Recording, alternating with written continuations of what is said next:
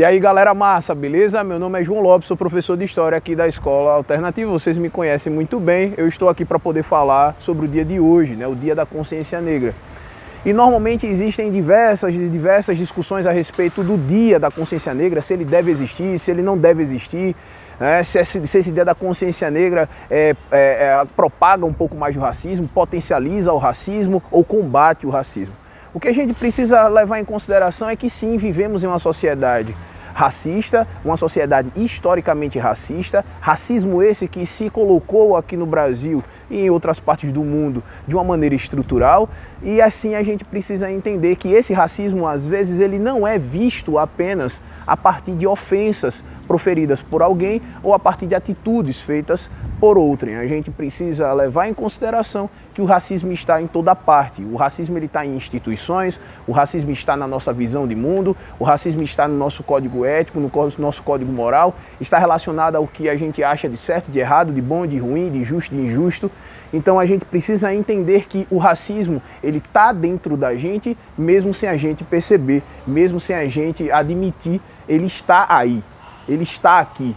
Tá? Eu sou racista porque sou fruto de uma educação racista. Só que a partir do momento em que nós temos a consciência de que somos racistas e que somos frutos de uma sociedade racista, de uma educação racista, a gente tenta lutar contra isso. E aí o Dia da Consciência Negra é importante existir na medida em que ele nos lembra do racismo. Ele nos lembra que vivemos em uma sociedade discriminatória, que vivemos em uma sociedade de preconceito, né? Uma sociedade repleta de racismo.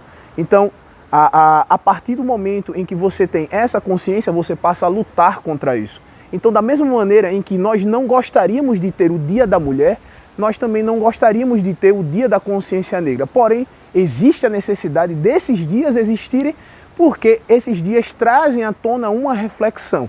É claro que a gente precisa lutar contra o racismo e contra o preconceito todos os dias do ano, no nosso cotidiano. A gente precisa absorver uma mentalidade mais humana, né? mais aberta, de diálogo, de tolerância, de respeito para com o outro, seja ele quem for. Porém, esses dias eles servem para isso. Eles servem para que a gente possa lembrar, para que a gente possa rememorar, e como professor de História, eu estou aqui para isso. É por isso que eu, enquanto professor de História, me coloco na obrigação de estar sempre lembrando, porque a história é isso, é lembrar, tá? E quando eu digo lembrar, é não deixar cair no esquecimento. A gente precisa lembrar também que a nossa história ela foi escrita ao longo do tempo por homens brancos, de uma elite intelectual, e escreveram então uma história preconceituosa, racista, intolerante, classicista e racista. Né? De certa maneira em que as narrativas históricas que foram construídas ao longo do tempo sempre valorizaram o homem branco, o homem da elite, tá? E o homem intelectualizado, né? Levando sempre em consideração o eurocentrismo, ou seja, o homem europeu no centro, né? A cultura europeia no centro das nossas interpretações. Então, precisamos lembrar de que se existem os escolhidos da história, também existem os excluídos da história, os marginalizados da história. Aqueles que quando se olham no livro de história não se enxergam, não se veem. Por exemplo, por mais que milhões de negros tenham vivido aqui no Brasil em pleno século XX, a nossa história do Brasil, quando nós pegamos no livro didático, eles só aparecem até o ano de 1888, que é a data da abolição da escravidão. Sim, como se no nosso passado, né, se no nosso processo histórico, só tivesse existido negro aqui no Brasil enquanto tivéssemos escravos, né? Enquanto a instituição da escravidão estivesse em vigor. Então, se você pegar o livro didático, você pode perceber que até 1888 temos negros na nossa história. Depois de 1888, não temos. Depois da lei Áurea, é sério que a gente não tem mais negro na nossa história? Então, bem assim como os negros são excluídos, as mulheres são excluídas das narrativas históricas, né? Para pensar, fazendo uma discussão um pouco mais ampla, não só sobre racismo, mas também sobre a questão feminina, quantos filmes do Batman foram gravados e quantos filmes da Mulher Maravilha foram gravados, né? No teu panteão de heróis que você cultua desde que é pequenininho, quantas heroínas você tem e quantos heróis você tem.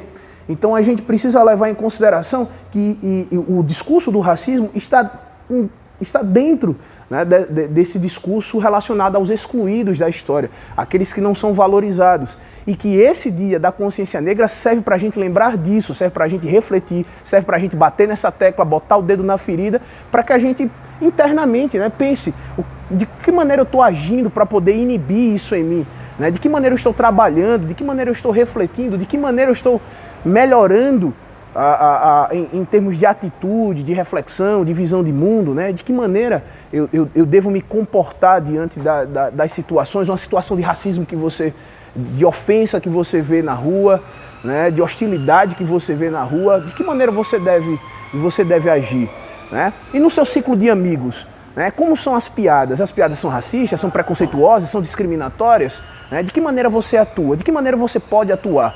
Isso é uma reflexão para mim, isso é uma reflexão para você, isso é uma reflexão para todos que a Escola Alternativa está trazendo aqui no Dia da Consciência Negra. Então, o Dia da Consciência Negra serve para isso, para que a gente tenha uma consciência histórica de que essa parte da nossa, essa matriz, né, de origem africana, ela existe, tá? Ela é constitutiva da nossa sociedade, faz parte da nossa história. Tá? E a gente precisa lembrar disso. A consciência negra vem da ideia de termos essa sapiência, tá? De que a nossa história foi feita mediante miscigenação, mediante a relação entre dominantes e dominados, entre aqueles que vieram nos explorar e aqueles que aqui foram explorados, como os escravos foram durante tanto tempo, assim como os indígenas, as populações nativas e os imigrantes no século XIX também, né, independente aí do caso da cor de pele. Tá? Pessoal, eu gostaria de agradecer a atenção de vocês. Até a próxima aí. Tchau, tchau.